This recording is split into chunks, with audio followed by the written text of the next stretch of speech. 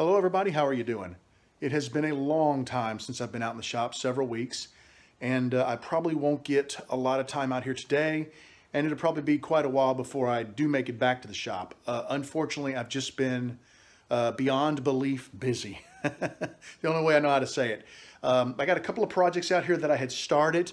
I'm going to try to take them forward just a little bit today.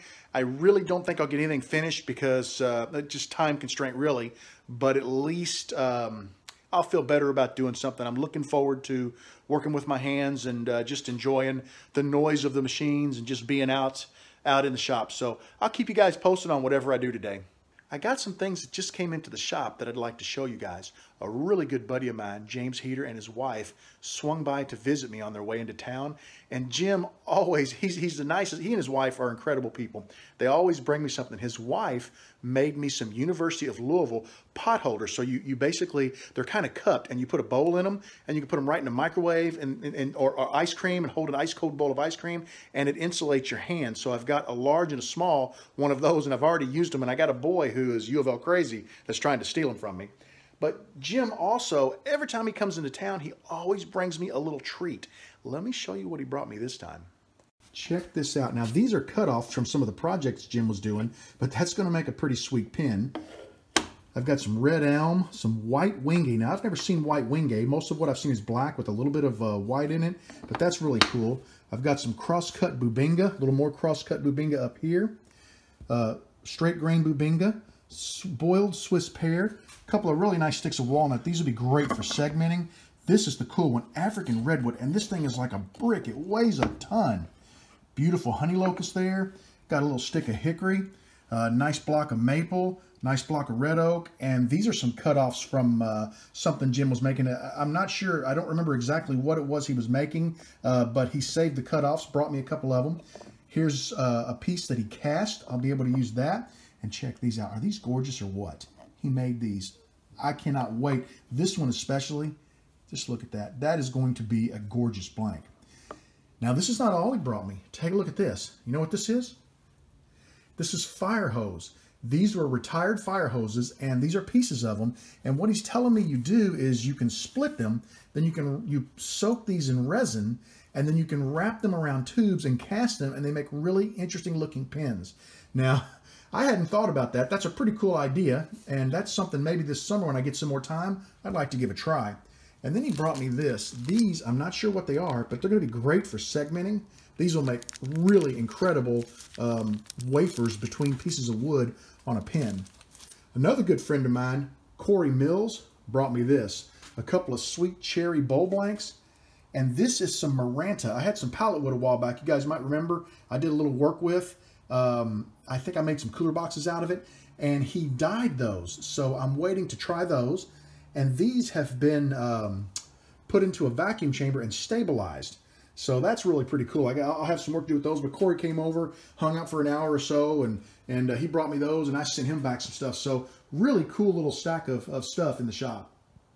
Here's a couple of items that I personally purchased for the shop. This is a Craig Multimark. Great little measuring tool for measuring angles and distances. So looking forward to using that. This is some fish paper, or also known as vulcanized fiberboard. This is what Steve Kondo uses to make his Jissy style pins. And I went ahead and bought it. I bought one of each color that they offered. So I've got plenty of different colors to experiment with as I continue to make these style pins. And these are just some craft glue bottles for CA glue. I don't know if I can get the tip of that off with one hand. But a while back, you'll remember I was sent 3 bottles of thin, medium, and thick Starbond CA. I'm going to basically bleed some of it off into these so that I can use it around the shop, and you don't have to constantly be opening and closing and dragging around that really large container. I'll leave that in the fridge to keep it in good shape, but these will let me work with small amounts of that CA in the shop. Well, I've been out in the shop here goofing around for a little while, and I got back on 2 projects that I started a while back and just didn't finish. And here's one of them. This is a Jissy style blank. I'm pretty excited about how this one turned out. I still need to tube it and turn it, but I'm not going to do that today because I used Titebond 2 on it, and it's only been drying for about 40-45 minutes. I'm going to let it dry overnight before I attempt to drill it and turn it because I don't want to take any chances. If this works out, Some of the fish paper you saw earlier is gonna get used to make these. You can see the little red segments between, or the red veneers between the segments. That's what that's for. And I'll be making a video. I did not make a video of this one because I was just learning. I took some tips from Steve Condo's video, and Steve actually sent me a message in Messenger and gave me a few tips. And a couple of other people chipped in some tips, and it worked out really, really well. I'm pretty excited about it. So keep your fingers crossed that I can tube it and turn it successfully, and I will work on a video for you guys. The other project I got back to, let me show you where it's at. It's still in glue up, but I think it's looking really cool. These are all of my cutoffs over the years. Well, not all of them. This is a large number of them. I still have a ton left. And I went ahead and put them all into a single blank. And I think this is going to make for some really interesting pin blanks.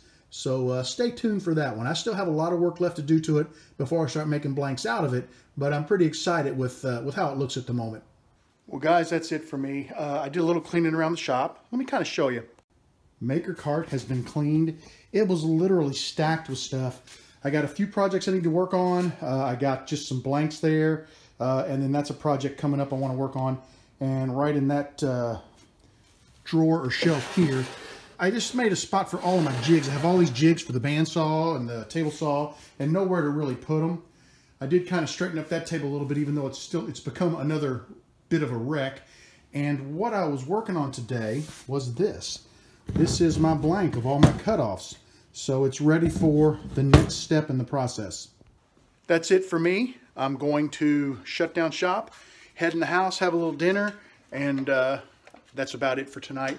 Hopefully I get back in the shop soon and get a chance to do some more videos for you guys. Keep your fingers crossed, and I'll talk to you later. Bye-bye.